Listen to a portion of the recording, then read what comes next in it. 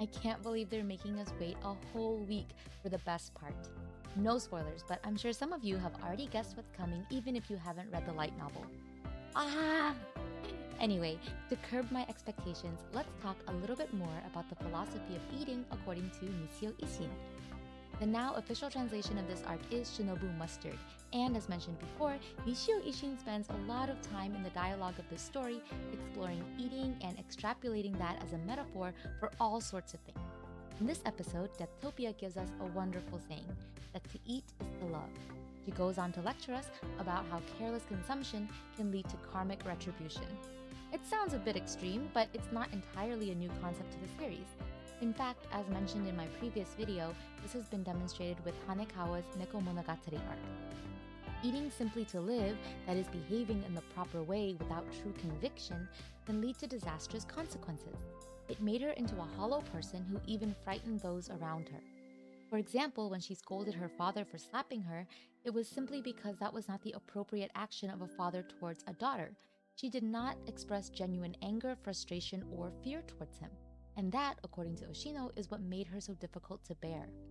I won't get into the very real response of victims of abuse disassociating to protect themselves. I think we can all agree, though, that it's not healthy in the long run to never express your own desires and opinions.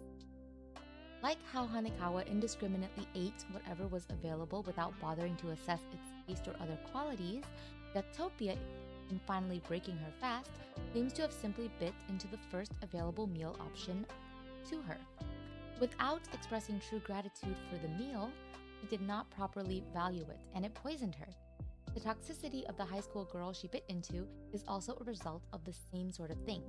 As we know, the junior members of the basketball club have been going through the motions without actually being invested in the game or the goal of reaching new heights or improvement.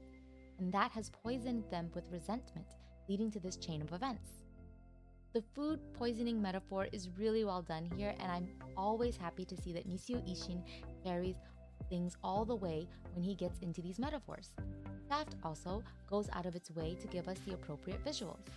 The victim, that is Deathtopia's first meal in 600 years, was depicted in a truly grotesque manner, represented as regular plastic dolls.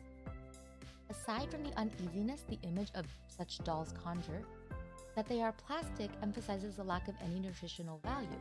That drives home the point of why, rather than being nourished, Deathtopia ended up in a worse state than she had been in before.